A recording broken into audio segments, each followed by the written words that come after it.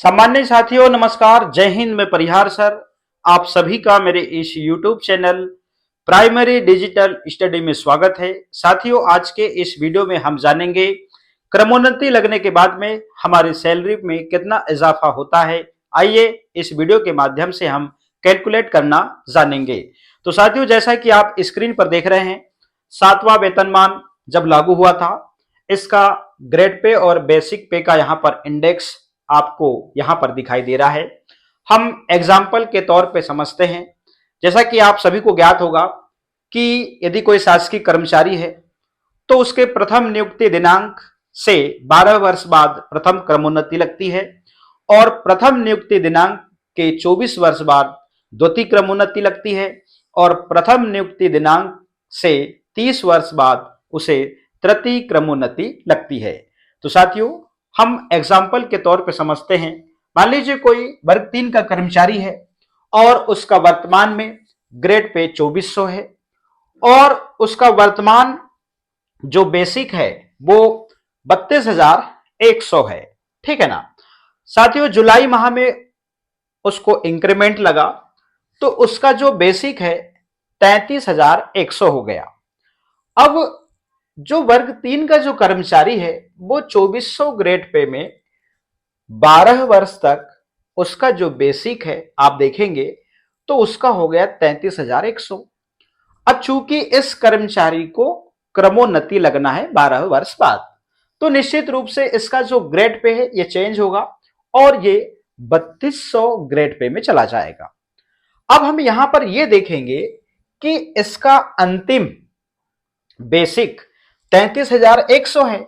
जैसे ही यहां पर अगले ग्रेड पे में जाएगा 3200 में, तो निश्चित रूप से 33,100 जो उसका बेसिक है इससे आगे का बेसिक इसमें काउंट करते हैं।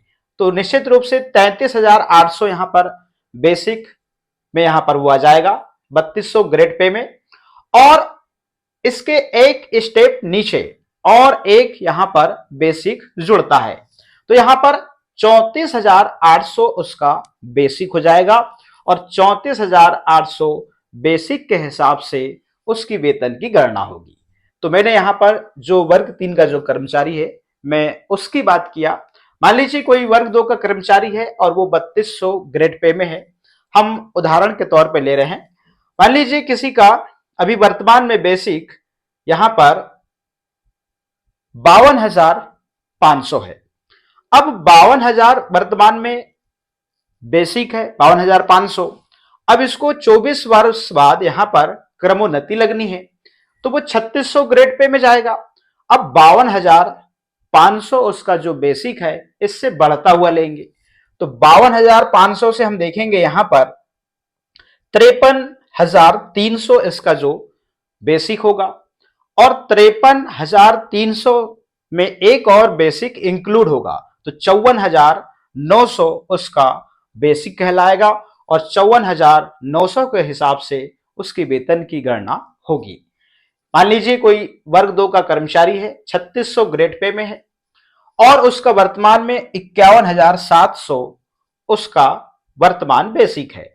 अब इसको जो है तृतीय क्रमोन्नति लगना है तो यहां पर निश्चित रूप से उसका जो अगला जो ग्रेड पे होगा वो 4200 होगा। अब 51,700 मान लीजिए उसका वर्तमान बेसिक हुआ तो जैसे ही वो 4200 के ग्रेड पे में जाएगा तो 51,700 से अगला लेंगे तो 51,000 आप देख रहे हैं यहां पर ये वाला बेसिक है तो 51,000 यहां पर 700 है तो इससे आगे का लेंगे 52,500। अब 52,500 में एक और बेसिक इंक्लूड होगा 54,100। तो यहां पर साथियों 54,100 जो बेसिक है 4200 ग्रेड पे में, इसी बेसिक पे जो कर्मचारी की वेतन की गणना होगी। तो हम इसको बोर्ड में समझते हैं। हमने यहां पर एक एग्जाम्पल लिया हुआ है कि 12 वर्ष बाद मान लीजिए कोई कर्मचारी को वर्तमान में जो पेमेंट मिल रही है और क्रमोन्नति की गणना करने के बाद में जो पेमेंट मिलेगी और दोनों में क्या अंतर आएगा, आइए हम इसको जानते हैं। मान लीजिए कोई कर्मचारी है और उसका जुलाई माह में वार्षिक वेतन वृद्धि लगने के बाद में बेसिक 33,100 हो चुका है। साथियों 33,100 का हम डीए निकालेंगे, जो वर्तमान में जो डीए है वो 55% है। तो 33,100 में हम 55 का गुणा करते हैं और भागी 100 करते हैं, तो यहां पर डीए की जो राशि है 18,205 यहां पर निकल के आती है। ठीक है ना। अब हम बेसिक 33,100 में 18,205 डीए को जोड़ते हैं, तो यहां पर 51,305 यहां पर राशि हो जाती है। साथियों अभी एचआर में भी इजाफा हुआ है। अब 33,100 गुणा 5 भागित 100। अब जो कर्मचारी जहां का होगा, मान लीजिए वहां पर एचआर उसको 10% मिल रहा है या 7% मिल रहा है, तो वो उसके हिसाब से यहां पर गुणा करेगा। तो यहां पर 33,100 में हम 5 का गुणा करते हैं और बटे 100 करते हैं, तो बराबर यहां पर जो एचआर की जो राशि है वो 1,655 रुपए निकल के आती है। अब हम क्या करेंगे, बेसिक और डीए, बेसिक में हम डीए को इंक्लूड करेंगे और डीए में हम देख रहे हैं यहां पर एचआर को भी इंक्लूड किया, तो टोटल राशि यहां पर 52,960 रुपए होती है। ठीक है ना। एनपीएस की जो कटौती होती है, ध्यान रखें, हमेशा बेसिक और डीए की राशि में से कटौती होती है। तो जैसे हमने यहां पर बेसिक और डीए को यहां पर जोड़ा था, तो 51,305 रुपए की राशि निकल के आई थी। तो एनपीएस की जो कटौती है इसी में से होती है 51,305 गुणा हम यहां पर 10 करेंगे, भागी 100 करेंगे, तो यहां पर 5130 रुपए जो है एनपीएस की कटौती निकल कर आती है। जीआईएस का 200 रुपए कटता है और प्रोफेशनल टैक्स जो है 208 कटता है। इस प्रकार से आपकी कटौती जो है 5538 रुपए यहां पर होती है।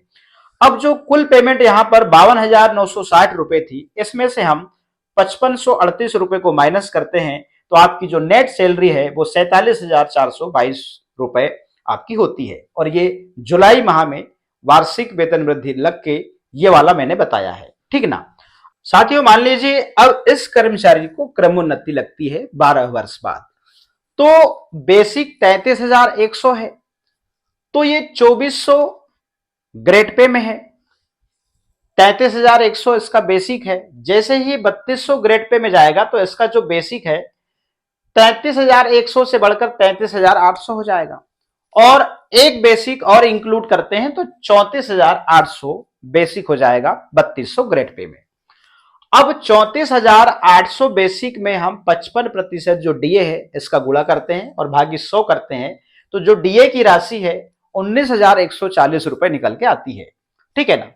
अब यहां पे 34,800 में हम यहां पर डीए की राशि, मतलब बेसिक में डीए की राशि जोड़ते हैं, तो यहां पर 53,940 रुपए राशि कुल होती है।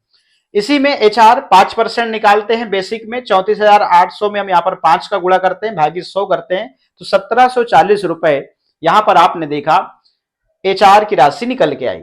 अब हम बेसिक, डीए और एचआर की राशि को यहां पर जोड़ते हैं, तो 55,680 यहां पर टोटल पेमेंट बनती है।